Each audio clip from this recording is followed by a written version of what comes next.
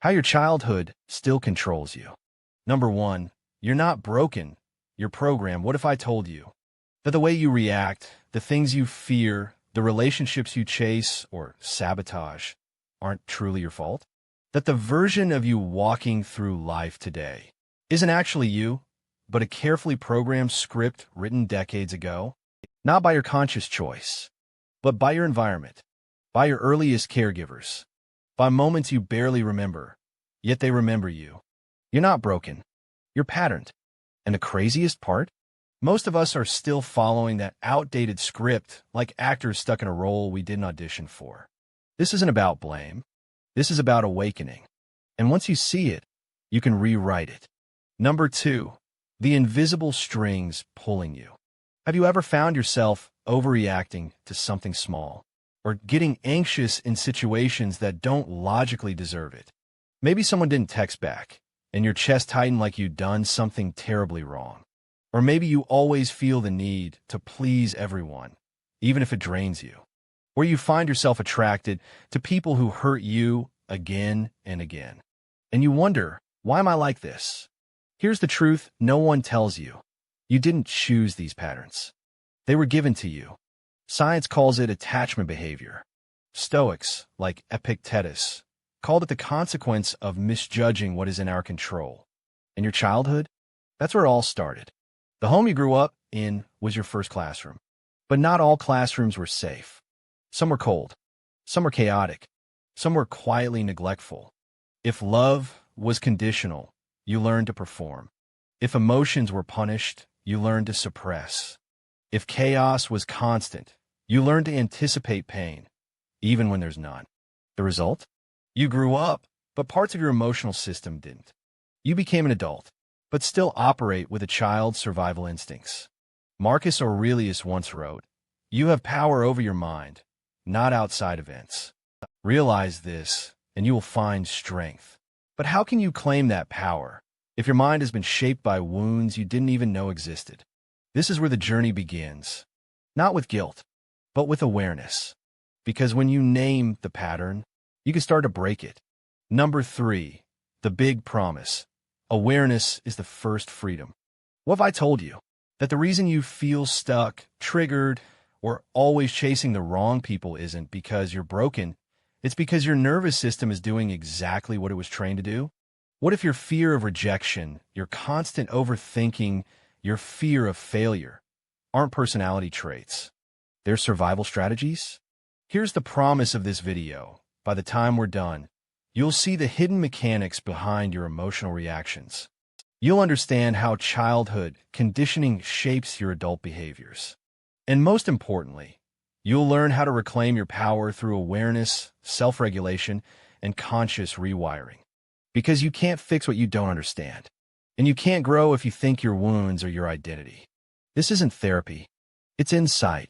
It's wisdom that Stoics like Seneca spoke of when he said, "We suffer more often in imagination than in reality." But when your imagination was built on past pain, reality can become a prison. This video will break open that prison. We'll look at 10 powerful truths about how your childhood still controls you. And more importantly, how to break free. You won't walk away feeling blamed or ashamed. You'll walk away aware. And awareness? That's the gateway to emotional freedom. Let's dive into the story that reveals just how deep this goes. Number 4, the boy who learned to stay silent. Let me tell you a story, not just of a child, but of a blueprint. Because every reaction you have today was once a lesson you learned to survive. There was a boy, we'll call him Eli. Eli was curious, expressive, and loved to ask questions. He'd run into the room with bright eyes, eager to show his drawings, ask about the stars, or just be seen. But his home wasn't a place that welcomed expression. His father, a man hardened by life, saw questions as defiance. His mother, anxious and overwhelmed, flinched at noise. "Stop asking so many things. Don't talk back. You're too sensitive. Go to your room if you're going to cry." So Eli learned that silence was safer than truth. That shrinking was smarter than shining. That love required conditions, and he had to earn it by being easy, quiet, and perfect. Fast forward 20 years. Eli is now a man sitting across from his partner. But every time he wants to express a need or a boundary, he freezes. His throat tightens. His heart races. He tells himself, "It's not a big deal. I don't want to cause drama." So he says nothing. His silence doesn't come from logic. It comes from wiring. He's not avoiding conflict. He's reliving a lesson that once kept him emotionally safe. Now this story, it's not just Eli's. It's yours. It's mine. It's millions of people walking through life, reacting not to the present, but to the echoes of the past. And that's where the Stoic wisdom hits hard. Marcus Aurelius once wrote, "You have power over your mind, not outside events. Realize this, and you will find strength." But how do you claim that power when your mind has been shaped by events that happened before you even had words to process them? That's what we're unpacking next. Number 5, the invisible rules you're still following. Most people are living by a rule book they didn't write. Rules like, don't be too much. If you express anger, you'll be rejected. Being vulnerable means being weak. Love must be earned through perfection. These rules are not written in ink. They were written in emotions, in moments of fear, shame, abandonment, or pressure. They formed not from truth, but from interpretation during your most vulnerable years. Here's what most never realize. Your childhood wasn't just about events, it was about meaning. 2 kids can grow up in the same household, but one learns, "I need to achieve to be accepted," while the other learns, "If I disappear, maybe no one will hurt me." This is why you struggle with people-pleasing. Why setting boundaries makes you feel guilty. Why chaos in relationships feels oddly familiar, because calm feels unsafe. The Stoic Epictetus once said, "We are disturbed not by what happens to us, but by our thoughts about what happens." And those thoughts? They're built on decades-old emotional templates. Most of your automatic behaviors today are actually scripts written in a child's voice, scripts you never stop to question. Let's say as a kid, you watched your parents argue violently. You weren't taught what to do, you just felt fear. Now, as an adult, any sign of disagreement triggers that same fear. You avoid tough conversations, apologize too much, or stay in situations longer than you should, because your nervous system is screaming, "Don't go back there again." This isn't weakness. It's conditioning. But here's the empowering truth. Anything learned can be unlearned. And the first step? Spotting the rules. Ask yourself, what belief do I have about myself that I never chose? What emotion feels overreactive? And what memory might be underneath? What do I fear will happen if I show up as my true self? You're not broken. You're operating on outdated software. And it's time to update it. Next, we'll walk through how to spot your exact emotional patterns so you can break free. Number 6, the emotional triggers you didn't choose. Have you ever wondered why certain situations hit you harder than they should? Why a small criticism from a friend can ruin your entire day? Why being ignored feels like suffocation? Why success makes you anxious instead of fulfilled? These aren't just random reactions. They're emotional echoes. Moments that triggered a response today were likely written years ago, long before you had words to explain them. Let's break it down. When you were a child, your brain was still developing. It didn't have the logic to understand complex situations. So instead, it felt its way through life. If your father yelled often, your brain didn't say, "Oh, Dad's probably just stressed from work." No, it whispered, "I must have done something wrong," or worse, "I'm not lovable." If your mother withdrew when she was upset, you didn't learn emotional safety. You learned to overfunction, to please, to make yourself smaller in hopes of keeping connection alive. Fast forward to adulthood. Now, when someone raises their voice, your heart races. When someone seems distant, you overanalyze every text. You sabotage relationships, push good people away, and cling to toxic ones. Not because you want to, but because your nervous system is operating on autopilot. Marcus Aurelius, the Roman emperor and Stoic philosopher, wrote, "If you are pained by any external thing, it is not this thing that disturbs you, but your own judgment about it. And that judgment, was shaped when you were too young to know better. Let's say your boss gives you constructive feedback. Instead of hearing it neutrally, your body tenses, your thoughts spiral, and you hear, "I'm not enough. I've failed." This is how trauma hides, not in the event, but in the pattern of response. And no, you don't need to have had a bad childhood for this to be true. Even small, consistent emotional misattunements can shape your entire relational blueprint. The point isn't to blame your past. It's to reclaim your power in the present. Because the truth is, you're not reacting to what's happening now. You're reacting to what that moment reminds you of. Next, we'll explore how to finally rewire those emotional reactions. Number 7, how to rewire your emotional blueprint without therapy.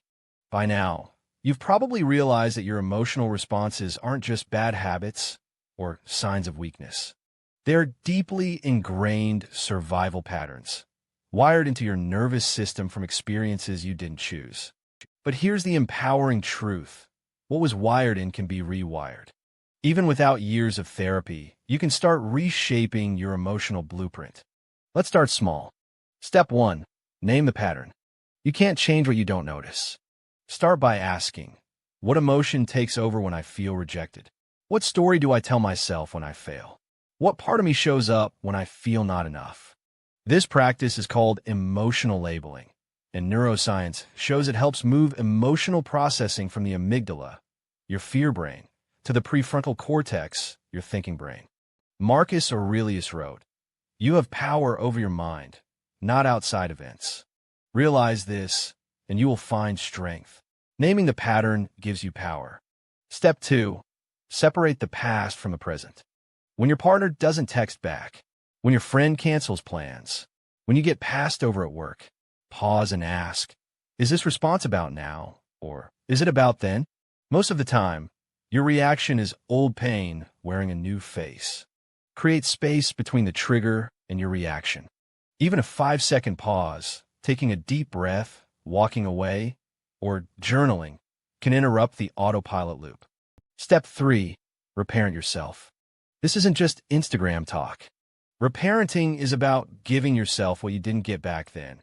Reassurance, safety, encouragement, boundaries. The next time you feel triggered, instead of spiraling, tell yourself, this feeling is old. I'm safe now. I can respond differently. It might feel silly at first, but over time, this self-talk creates new neural pathways. And that's the beginning of emotional freedom. Step 4, practice Stoic reflection. Each evening, take 5 minutes to reflect like a Stoic. Ask, what did I react to emotionally today? What was the real trigger underneath? How will my highest self have responded? This practice isn't about perfection. It's about progress. Marcus Aurelius journaled every day, not to shame himself, but to understand himself. You can do the same. Healing isn't about becoming someone new. It's about remembering who you were before the world told you who to be. And that process, it begins with awareness and continues with tiny, repeated acts of self-honor. In the next section, we'll explore how your childhood wounds affect the way you choose and keep relationships without you even realizing it. Number 8, how childhood wounds secretly shape your relationships. You think you're choosing your partner based on chemistry, but more often than not, you're choosing based on familiarity. The kind of emotional familiarity you were exposed to as a child, even if it was painful. The invisible blueprint. Let's say your parents were emotionally distant. You may now be drawn to people who are inconsistent or emotionally unavailable. Not because it's good for you, but because it feels normal. This is called trauma bonding, where your nervous system becomes addicted to the highs and lows, to being seen and then ignored. You equate unpredictability with passion. Seneca once said, "We suffer more in imagination than in reality." That's exactly what happens when we chase what we knew, not what we need. You mistake chaos for love. Here's a hard truth. If love in your childhood came with conditions, shouting, silence, or fear, then peace might feel boring. Kindness might feel suspicious. Respect might feel undeserved. You chase validation. You tolerate mistreatment. You feel drawn to those who mirror your childhood environment. Not because you want to, but because you're trying to fix the past through the present. Your inner child chooses your partner. Until you become aware, your inner child runs the show. That version of you who felt unseen, unwanted, or unheard is now trying to be good enough to earn someone's attention, be easygoing to avoid being abandoned, be perfect so no one leaves. You're not really falling in love. You're falling into old patterns with a new face. As Epictetus wrote, people are not disturbed by things, but by the view they take of them. In relationships, your view is shaped by childhood. If your lens is cracked, your love will be too. What you can do differently. To break this cycle, you must 1. Notice the pattern. Who do you keep attracting? What do they all have in common? 2. Take radical responsibility, not blame, but awareness. 3. Choose discomfort over dysfunction. Peace will feel foreign at first. Stay with it. Start choosing people who feel emotionally safe, not emotionally intense. The right relationship won't trigger your wounds. It will help heal them. You deserve love that doesn't come at the cost of your peace. You deserve consistency, not confusion. But first, you must believe you're worthy of it. In the next section, we'll talk about a powerful exercise rooted in Stoic wisdom that can help you spot your toxic patterns in real time and finally interrupt them. Number 9, the Stoic mirror, a practice to rewire your mind in real time. Imagine this. Every time you feel triggered in a relationship, instead of reacting, blaming, or spiraling, you pause. You observe. You learn. This is what the Stoics called turning the gaze inward, a daily practice of self-inquiry. Marcus Aurelius did this every single morning and night. His journal, Meditations, was never meant to be read by anyone else. It was a raw, honest audit of his emotions, impulses, and character. Let's bring that wisdom into your own healing journey. The Stoic mirror practice.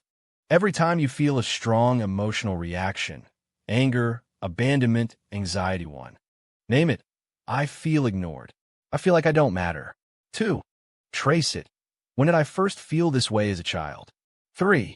Own it. This is my wound. Not their job to fix it. 4. Reframe it. What would the wise version of me do right now? This stops the autopilot. It brings awareness into a moment where your inner child wants to take over.